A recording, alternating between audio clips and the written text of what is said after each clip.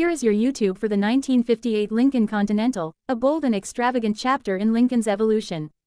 This script captures the dramatic styling shift from the refined 1956 Mark II to the wild and expressive design of the late 1950s. Suggested title: 1958 Lincoln Continental Evolution, America's Wildest Luxury Statement. Runtime: approximately 30 minutes. Review format: Introduction, car details, exterior, interior, comfort level, performance. Conclusion. Welcome back to the channel, where we explore the most iconic and bold automobiles ever built, and today, we're diving into a car that redefined what luxury meant in late 1950s America. This is the 1958 Lincoln Continental, a car that followed the elegant 1956 Mark II with a wildly different approach, bigger, brasher, and bolder than anything else on the road. In a decade where chrome was king and fins reached for the sky, Lincoln said, "Why not go all in?" The result was one of the longest, heaviest, and most extravagant luxury sedans ever produced. Love it or hate it, the 1958 Continental is unforgettable. Let's begin with some mind-blowing specs. The 1958 Lincoln Continental Mark III, not to be confused with later Mark series, was part of Lincoln's new lineup following the discontinuation of the hand-built Mark II. Unlike its predecessor, the 1958 Continental was mass-produced and aimed to compete directly with Cadillac. The car was built on a new unibody platform, at the time, the largest unibody construction ever used in an American vehicle. It measured nearly 19.5 feet long, had a wheelbase of 131 inches, and weighed around 5,300 pounds, 2,404 kilograms. Under the hood was a massive 430 cubic inch Mel V8, producing 375 horsepower and over 490 pound-feet of torque, paired with a turbo-drive 3-speed automatic transmission. This made it one of the most powerful and heaviest cars of its era, a rolling fortress with enough torque to tow a train. The exterior design of the 1958 Continental is best described as monumental. Where the 1956 Mark II was subtle and sophisticated, the 58 went full-on futuristic with towering fins, massive chrome trim, and a presence that dominated the road.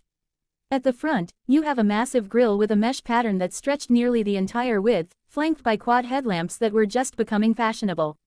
The fenders jutted out dramatically, and the hood line was long enough to land a small aircraft. Down the side, a sweeping character line ran from the front fender to the rear quarter panel, capped by rocket-inspired tailfins, not as sharp as Cadillac's but broader and more muscular. At the back, you were greeted by large, twin round taillights, deeply embedded in the chrome-heavy rear fascia.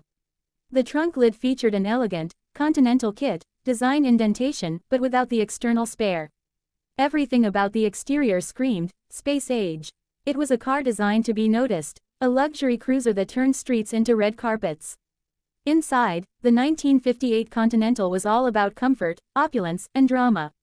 You stepped into a cabin that looked more like a 1950s lounge than a car interior. Chrome-lined gauges, full-width speedometer, two-tone dashboards, and push-button everything were standard. The dashboard was wide, with horizontal instrument clusters and chrome toggle switches that looked like they belonged in a jet cockpit. The steering wheel was large, with a horn ring and chrome centerpiece. Even the gear selector was mounted on the steering column, keeping the center console wide open for comfort and flow. Seating was a highlight, massive bench seats with deep cushioning, trimmed in either leather, brocade cloth, or a combination of both. There was room for 6 adults to ride in full comfort without a shoulder bump. Rear passengers enjoyed almost limousine-level space, with available rear armrests, fold-down trays, and even optional rear cigarette lighters and ashtrays, a true sign of the times. The car was available with luxury options like power windows, power seats, power antenna, and even factory air conditioning, a rare feature for the time. Now, when we say this car was built for comfort, we mean floating on a cloud comfort. Thanks to its enormous size, unibody construction, and coil spring suspension, the 1958 Continental delivered an unbelievably soft and serene ride.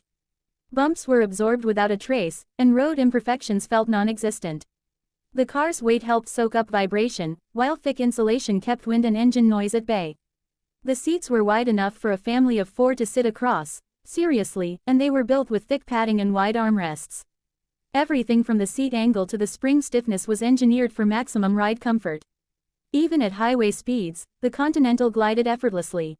Body roll, yes. Tight handling, not so much. But for cruising the open road with jazz playing on the AM radio, few cars did it better. With long-distance travel in mind, the Continental made sure every mile was plush, peaceful, and powerful. Despite its size and luxury focus, the 1958 Continental could move when asked. Its 430 V8 engine delivered massive torque, almost 500 pound-feet, meaning acceleration was surprisingly swift for such a big machine. 0 to 60 miles per hour came in around 10.5 seconds, very respectable for the time and its weight. The 3-speed automatic shifted smoothly, and the car's low-end grunt made it ideal for effortless cruising. Hills, no problem. Passing power, abundant. But here's the trade-off. Fuel economy was atrocious. Most owners reported 7 to 9 mpg, which was acceptable then, but eye-watering today. Steering was heavily assisted, great for low-speed maneuvering, though not designed for sporty feedback. The car was meant to cruise straight and smooth, not slice corners. Brakes were drum-type and large, but stopping such a heavy vehicle took effort and planning. On the open highway, however, it was unbeatable. Quiet, stable, and smooth, it was like a yacht on wheels. So what do we make of the 1958 Lincoln Continental today? This car represents the peak of post-war American extravagance.